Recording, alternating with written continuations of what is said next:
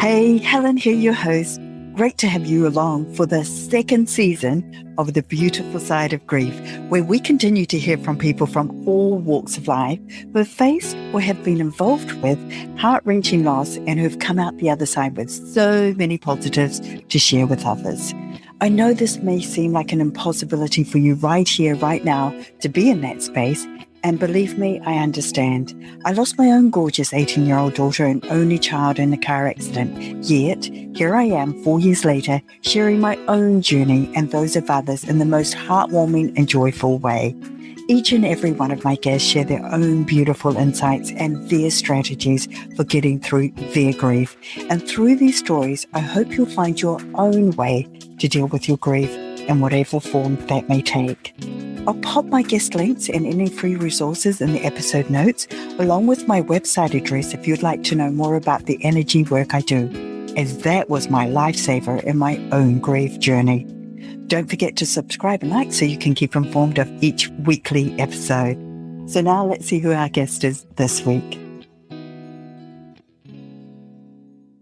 What if, at the age of 31, instead of having an engagement party, you became an unplanned caregiver, transporting your loved one 90 minutes each way to the hospital for treatment? Now, imagine planning a wedding, even though there was uncertainty around how much time you may have together. Those were the types of things my guest today, Ashley Jackson, was facing after her fiancé Troy was diagnosed with a rare form of cancer that had a 35% survival rate. Ashley is a graduate of Xavier University, where she studied finance and human resources. She went on to receiving her master's degree in human resources management, which she spent the next 10 plus years of her professional career practicing. However, it was through the cancer diagnosis of Ashley's husband that she came to know her purpose in life. And so out of her pain was born Timeless Dream Event. Its mission and vision to provide terminally ill people and their family members with a timeless dream event that will celebrate life and love. How cool is that? She plans various events at minimal notice due to each unique and sensitive situation. She's a caregiver advocate and is an admin of a Facebook group called Caring the Caregiver, Treat Yourself.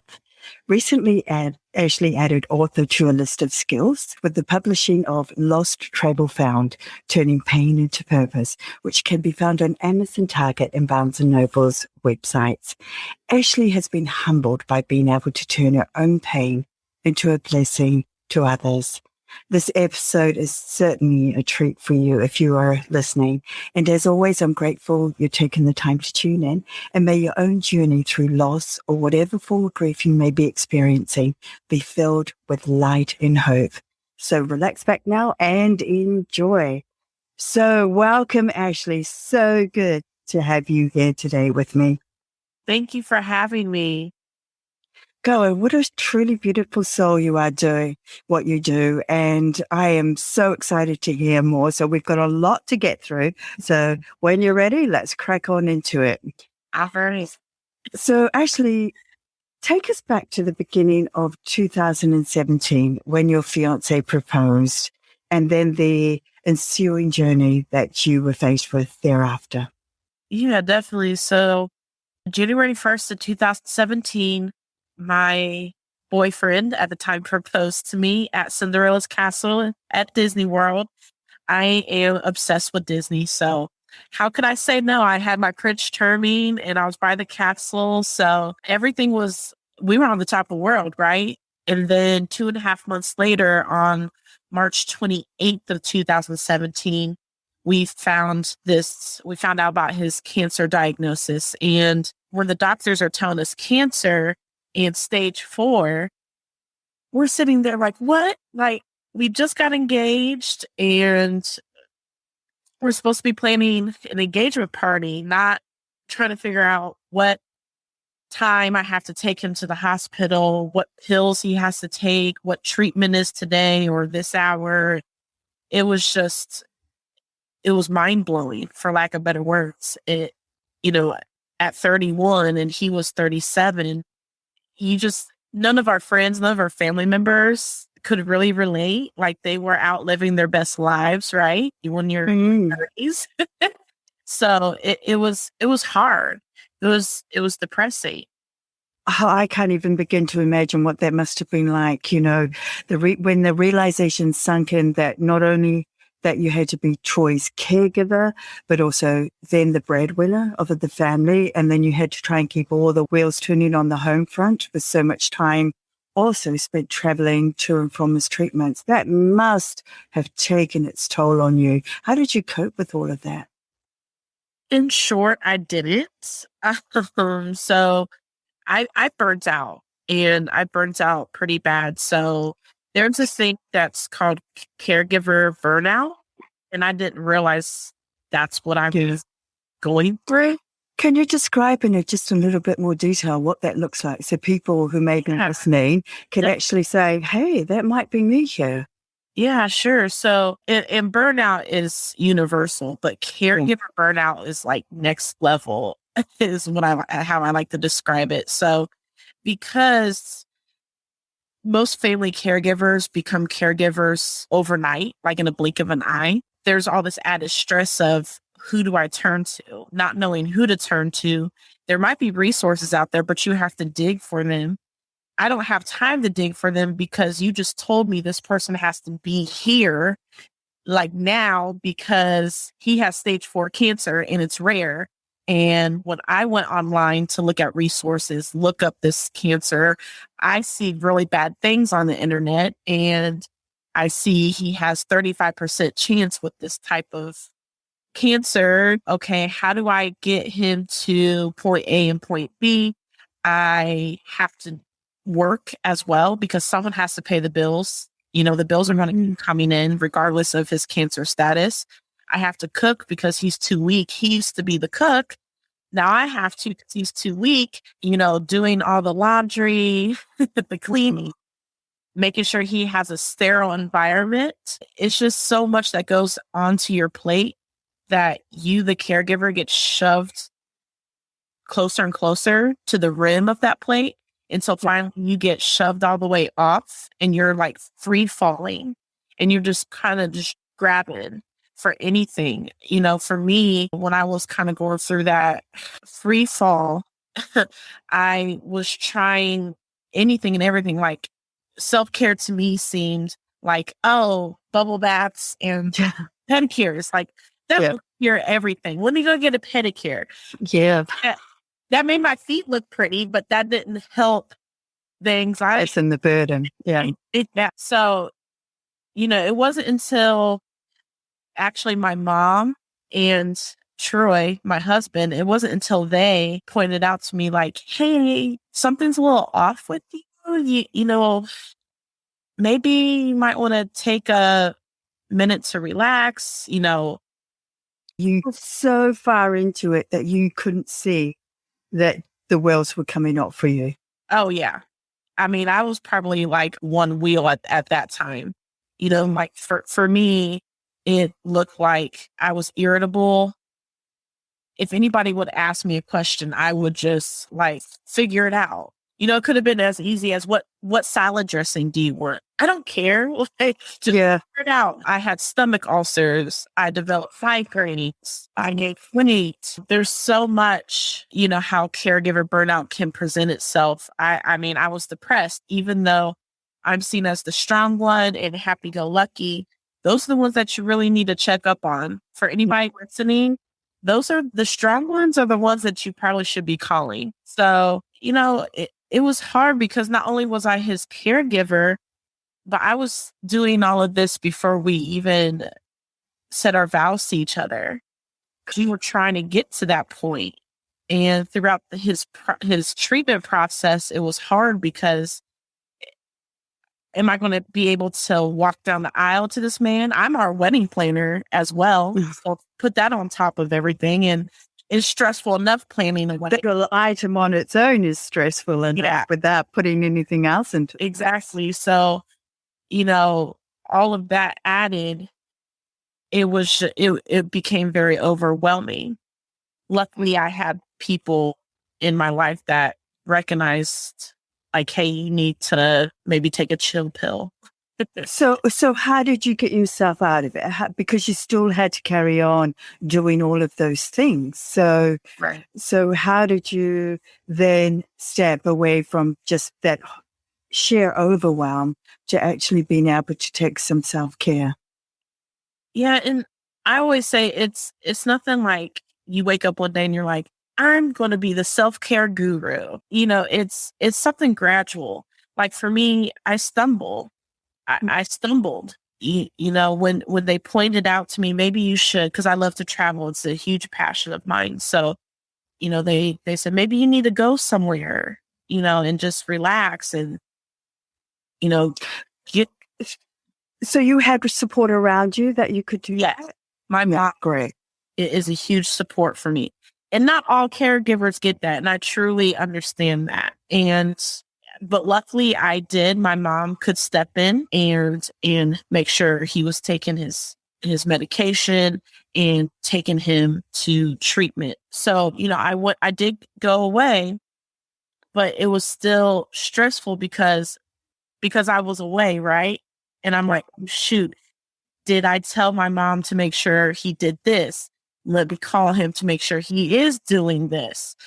So it's something gradual. Like that was the first step, but then you have to find something. Obviously, I can't go away for weeks, months upon time. So you have to find something that you are passionate about, that's something that brings you joy to that is yours Yes. to fulfill times of self-care that is needed. And what I found is just starting with baby steps, 3 to 5 minutes. Just start with 3 to 5 minutes and whatever that may look like for you, because my self-care regimen may be different than yours, the next person. So you have to find what works for you and just start with something small. Yeah. And that's why you've become so passionate about being an advocate for caregivers, isn't it? Yeah. Because of your own experience. Yeah, Yeah. that's beautiful. So, how important was hope factoring in Troy's recovery? Because it's spanned a few years, didn't it?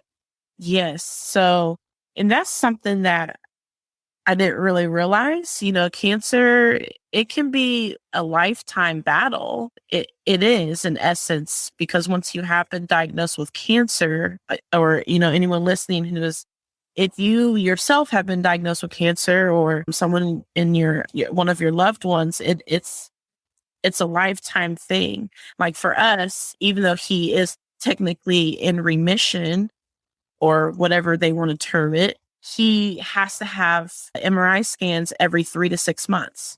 So there's still anxiety behind getting those scans. So it's something that I have to work through. I constantly have to sometimes just take a stop and breathe. Yeah. And hope and faith is really what has gotten me through in the past. Oh goodness, I would even go back almost 10 years. Faith and hope has gotten me through some of the worst traumatic times in my life. You know, Hope is something so beautiful to cling to. And I know not everybody's cancer story comes out like ours did, but the hope that it can Yes. is so beautiful. Yeah. Yeah, I think that's so important. And the same for me, it's that even if it's just that tiniest of glimmers, that's what can keep you getting up day in, Yeah. day out to do all that hard stuff that you need to do. It's the hope that we just may beat this thing. And I do remember there was one point in his treatment, and that the doctors like told us at one point, like, don't have too much hope. Ooh. And we kind of looked at each other and was like, well, that's not going to work for us.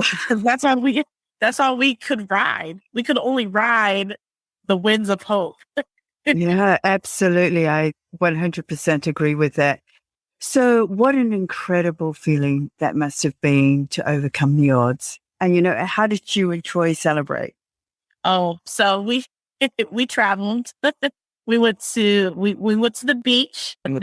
We live in Ohio, which is in the northern part of the United States. We traveled down south to go to a beach because that's what he loves to do. I love the beach too. So we celebrated in a big way with that. We had to be careful where we went though, because as soon as he was declared cancer free, within a couple weeks is when the United States shut down.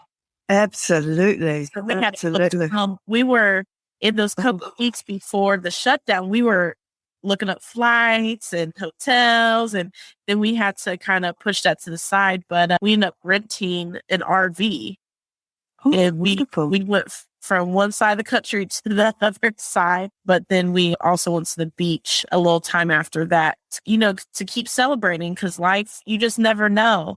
So we like to celebrate life as much Yeah. as possible. Yeah, I think when you come that close to knowing that you could lose that most precious person, that puts a whole new perspective on life and what you do value. And it's often the little thing. It's not the big things, is it? It's the little day-to-day things. Yeah. Yeah, that matter. That's Absolutely. great.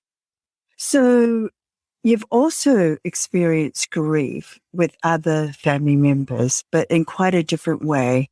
Share with us what those were like for you, those other experiences. Yeah, definitely. So back in September of 2011, my father passed away suddenly. So we didn't get. Thank you. He wasn't ill. He wasn't chronically ill or anything like that. His doctors always gave him a clean bill of health, and they were even baffled when he passed away, because they said, "Your dad was like one of the healthiest men we ever saw in our office." So he passed away suddenly.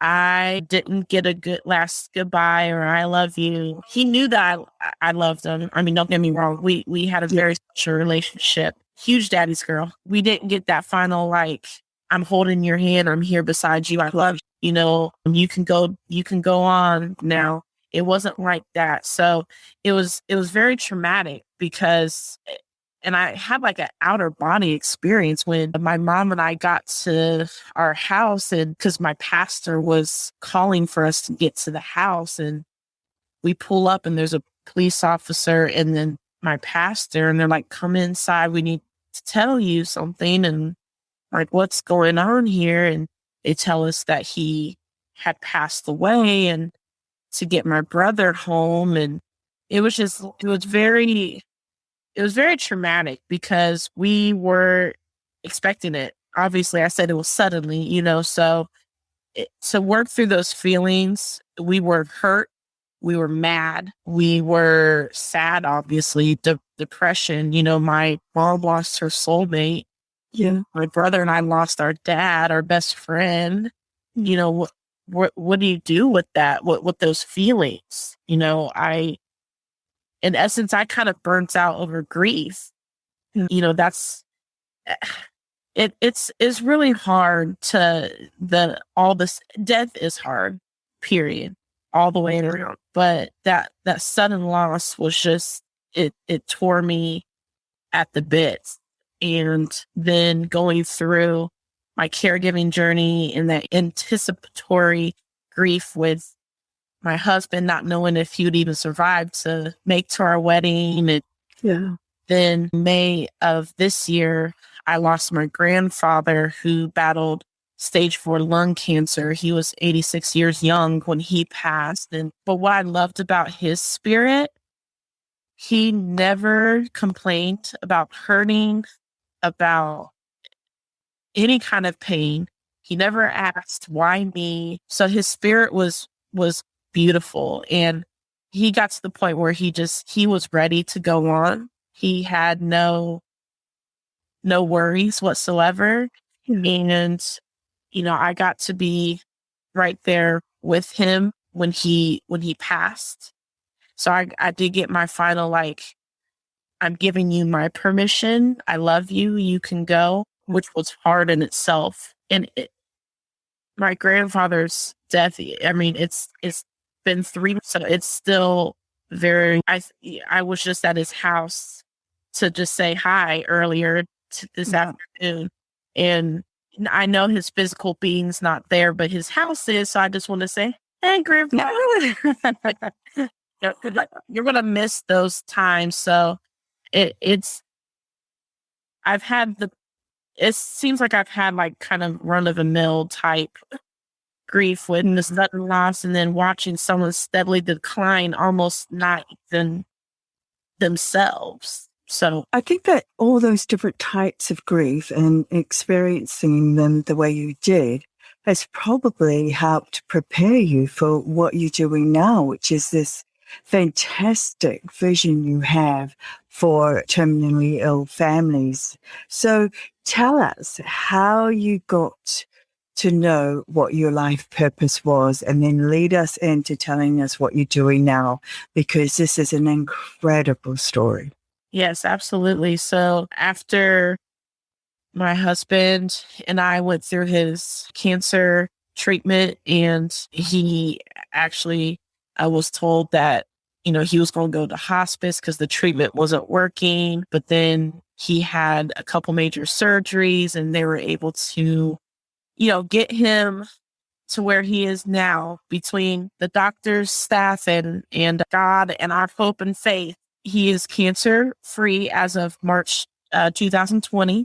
So he is literally here a year later. He still is cancer free, thank God. And basically, March and April of 2020, I was overjoyed. Obviously, I'm overjoyed. We finally got him to the place where we've been praying and hoping for the previous 3 years. But because I had wrapped my whole self, my whole being, my whole essence into being his caregiver, when I didn't have to be his caregiver 24/7, I was lost.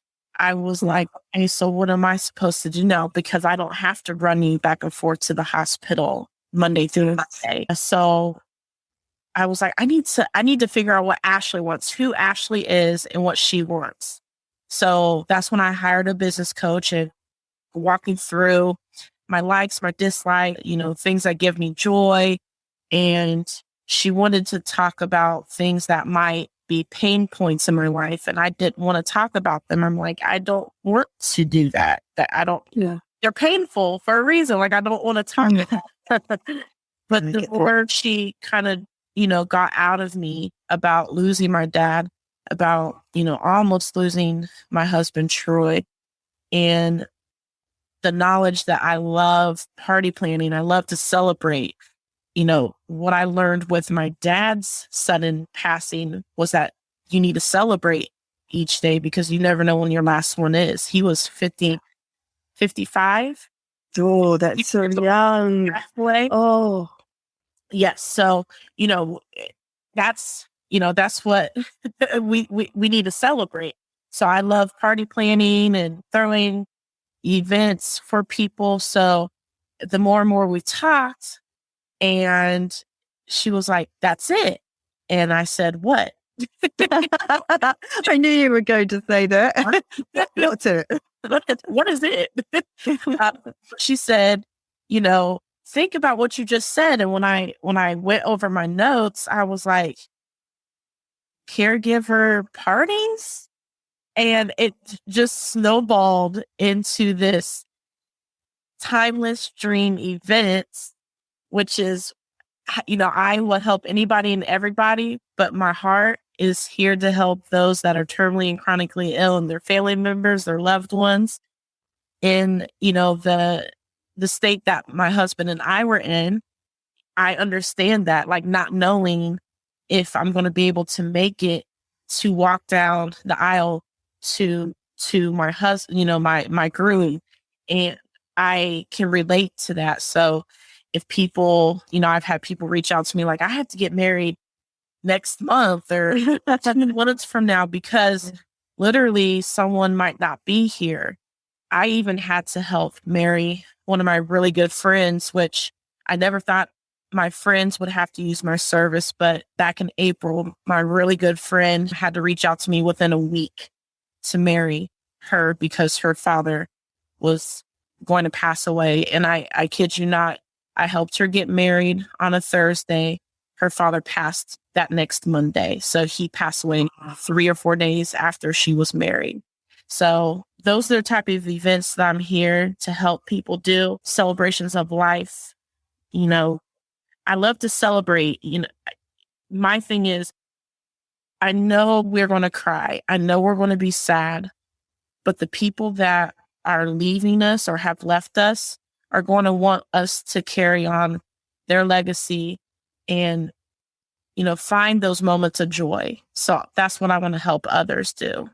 I think it's such a blessing what you were doing. But though, how did you get it up and running? How did you start reaching out to these people to let them know about this concept? Because it is quite an unusual concept. There's not too many people that are actually celebrating and perhaps some of the toughest times of their lives.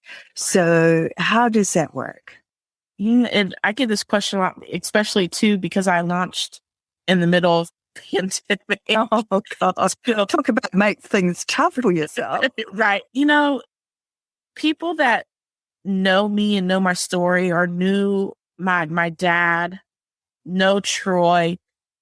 And when I launched my business, people were so drawn to it. Like, you really have tapped into this pain point in your life and you're turning it around, when some people would have shriveled up, stayed on the couch and said, no, I can't do this. You really are pushing yourself and helping others, bringing them up because they can't lift themselves up. You're helping lift them up. So that kind of took it, in the air. And Facebook, social media in general is so beautiful. It can be so beautiful. It can be aggravating, but it can be so beautiful as well. So, you get the loved ones, your core circle, they're sharing stuff. And then their people are like, what does this woman do? And then they're sharing stuff. So it's just snowballed. And there's so many people that, like I said, I'll help anybody. So I've had, multiple clients that have reached out to me just from my love story that I have on my website, just from reading that. And they're like, well, I'm not terminally ill, but I want you to help me because you went through some things. Ah, that is beautiful. So tell me, what sort of events do you cater for? Yeah. So, weddings, celebrations of life. I can do baby showers, wedding showers, whatever. Whatever is a celebration. Yeah. And so how many are on your team? Because I imagine sometimes trying to organize something very last minute is like pulling rabbits out of a hat. You really do need to have some key people wrapped around this in order to make some things happen. Yeah, sometimes it really is. So mom actually acts as my co-coordinator. So she'll help. Oh, beautiful. Oh, people love that. So she'll help me. I do have like a caterer, photographer that are ready, like at a drop of a hat. Like, okay, when do I need and where do I need to be? So people are willing to do some pretty incredible things to help others in need. Yeah. Yeah. So let's talk about some of the clients that you deal with, because some of them have pretty special requirements, for example, around their medical equipment or the limitations they may be facing through their illnesses. Sure. How do you cope with that? Definitely. So I can talk more about my friend's father. We actually had to marry her in his hospice wing. They tried to get him to come home, but his pain levels were just so high, there was no way. So we had to do it in his hospice wing. And for him, he wanted to be coherent. He wanted, listen and see what was happening. So he had to tell along with us, we shared his wishes. Like, he wants to stop his pain medication for an hour. And this man was in excruciating pain, but he didn't want cords and all these things around him when he saw his daughter walk down the aisle. She walked through the hospice door. So, I will accommodate and help accommodate in any way I can. Absolutely. There's been outside weddings where I've had to get, a hookup for someone's oxygen machine. Mm-hmm. And because their portable oxygen machine ran out of enough air, there's things that I've had to do that I'm sure maybe not normal event planners might have had to do. But what a special feeling you must be left with, though, when you actually pull off those particularly difficult events where there are loads of challenges. What a massive feeling that must be for you and your team and those around you. Just say, yes, we've done it, and just see the absolute love and joy and happiness of those people that are involved with it. Absolutely. And that's when I talk to, especially bride-to-be's, my thing is I just want you to enjoy your day. Let me take care of all the nitty-gritty details. Yeah. You need to enjoy each day because, like I always say, you never know what each day brings. So enjoy each day to the fullest, and especially if, things are looking grim. You definitely want to stay close to your loved one. And I like the whole concept of the celebration of life before you actually depart, and you have those people who love and care around you. And, I would very much want that. And because I lost my daughter in a car accident, so that was sudden like your dad. And luckily, she knew and felt everything, how much I loved her. And I'd actually just spoken to her minutes before her accident. So that could be a double-edged sword, but I chose to look at it as like, how grateful am I that, we got to have that last, it was only like less than 40 seconds. It was such a quick conversation, but it was beautiful. And so it's choosing to be grateful for those things. But tell me about some of the special events that are really memorable for you that you've arranged.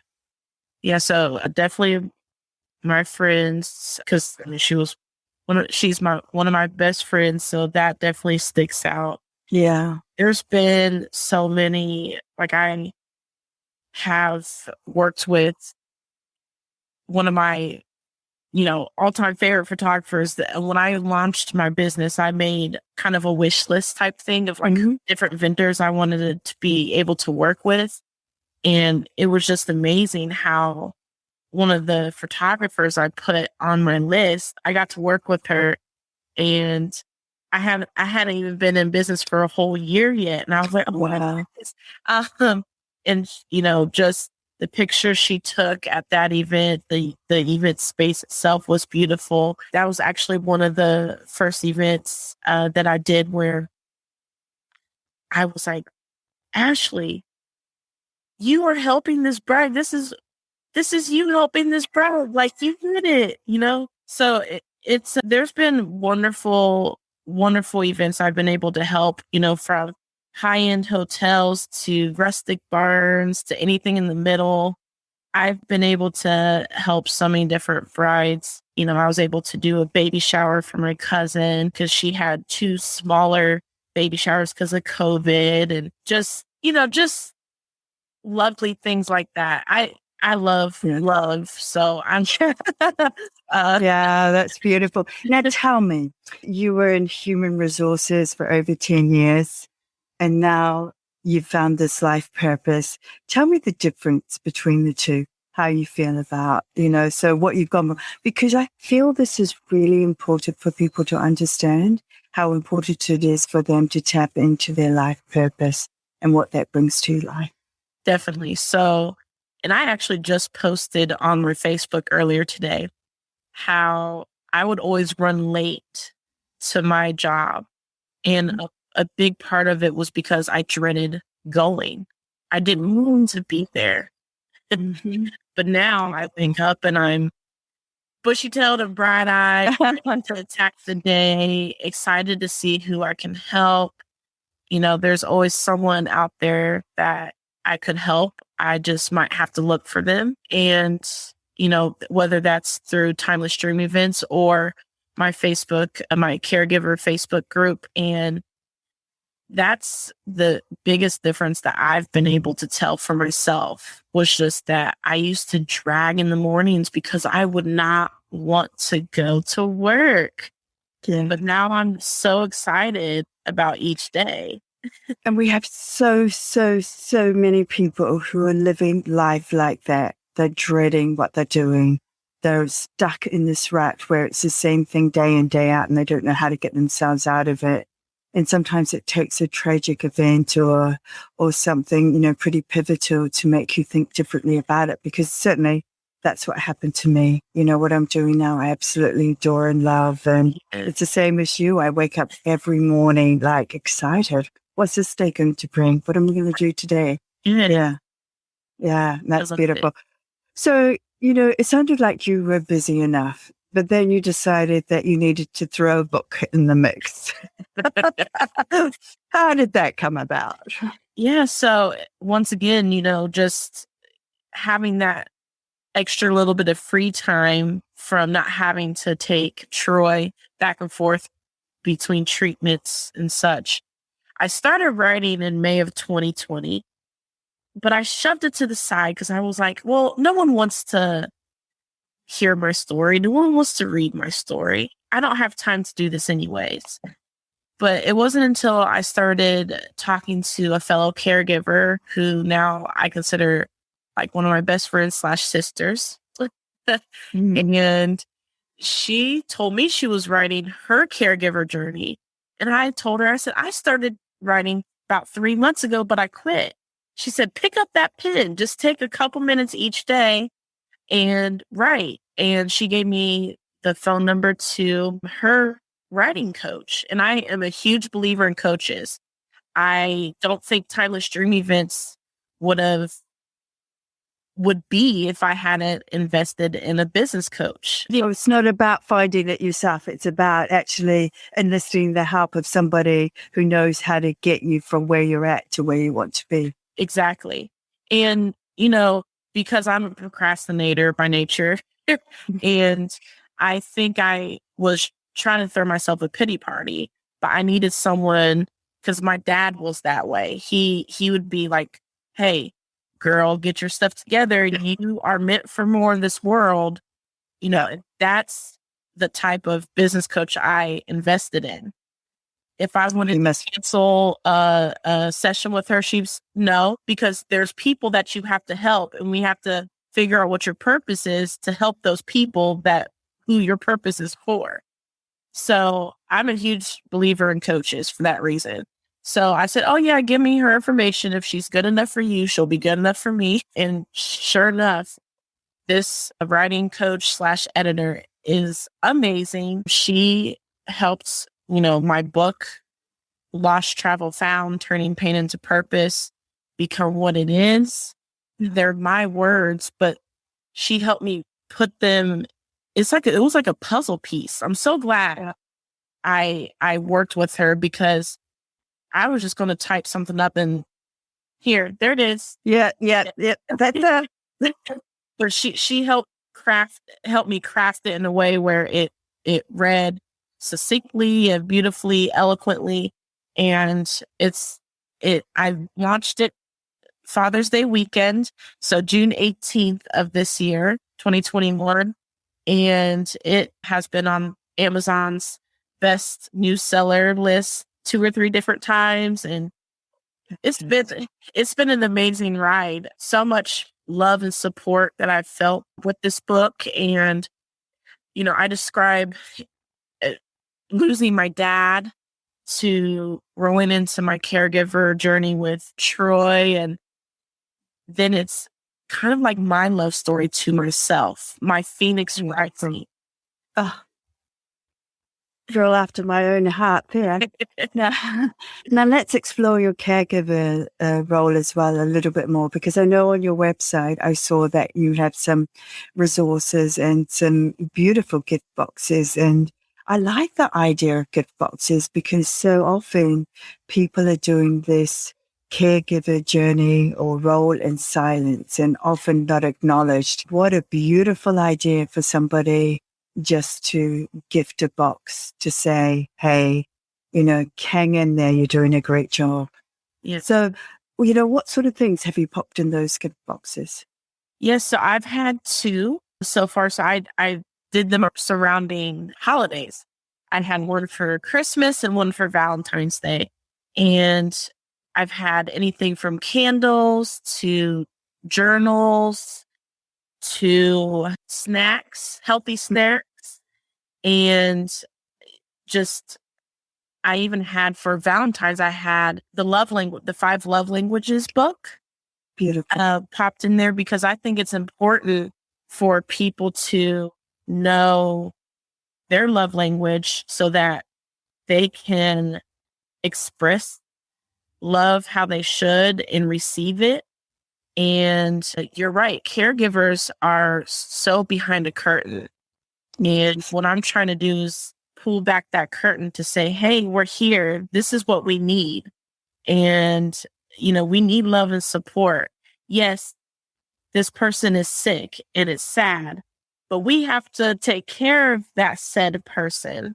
And it's hard. And no one, people might ask, hey, how you doing? But they don't really want to know. Like they don't know that I had to clean up certain things so getting the feedback I got from people that purchased the caregiver self-care boxes brought me to tears because so many caregivers that received boxes, they told their loved one, like, thank you so much. I didn't even expect this.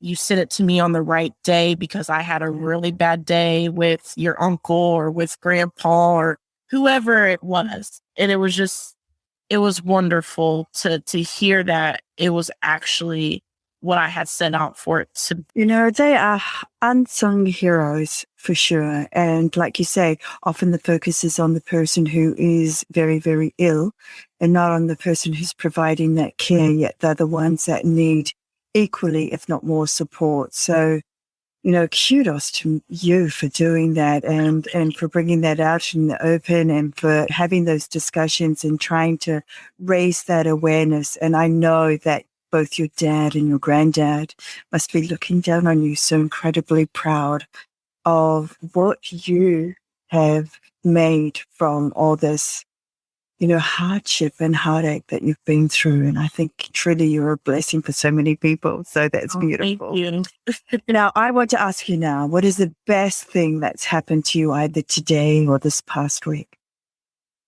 Ooh, I had a book signing this past weekend in my hometown. Yes. And the love and support that I received, what was amazing, people even wanting to just stop and talk about my dad. They might have already got the book and they just wanted to come out and just stop and talk about my dad and the memories of him and just, people just stopping by and asking about the book and, being able to say, my husband survived the 35% chance survival, great cancer. And he's standing right over there and seeing people's eyes just go, what? Like, what? And you read a book about this? Let me see this, just talking with people about my story, even though in the beginning it was really hard to. But as I keep telling it and seeing how it helps others has been very, very great. I heard something really special from someone who I call a dear friend now. She's a publisher and author, and that as she talks about golden butterflies and that golden butterfly lands on you, and it's that feeling that you need to share your story, that you need to get your story out. And it's almost like you need to do that. If you feel that, you need to do that because you don't know who out there is just waiting to hear what you've been through to help them on their own journey. Exactly. And I've got that golden butterfly flirting on me and I better do something about it. Like I've got it all sort of drafted out. I haven't quite sort of executed it yet, but yeah, I definitely know because, I had quite a unique journey with my own girl and yeah, it's beautiful and it's led me on this most incredible journey. So I value that. When you're having a moment, in your day where, it all turns upside down, pear-shaped, what's your go-to to pivot yourself out of that? Music. Music? Yeah. Yes. Yeah. I will listen to, a song, maybe something that my dad liked to listen to. Something we used to listen to a lot of music going up and down the highway for choice treatment. So maybe I'll pop in a song, that reminds me of those times when we would have our own little concerts in the car, something to try to bring me out. Yeah. I think it's important to have those moments because we don't want to bottle those moments up. But it's also important to try to get out of those moments. Yeah, beautiful. I love that. And music has this huge capacity to lift the soul in so many different ways. So yes, beautiful. So what takeaways would you like to leave with our listeners? Definitely. So take baby steps. Mm-hmm. Self-care is very important and it doesn't have to be bubble baths and pedicures. It can be writing. Take 3 to 5 minutes each day to write your feelings. My 3 to 5 minutes turned into a book. So you never know what may happen. Take, music, running, binge watching something on Netflix. I mean, you can gradually work up, from 3 to 5 run. Yeah. hours, whatever. Just keep working at something that brings you joy.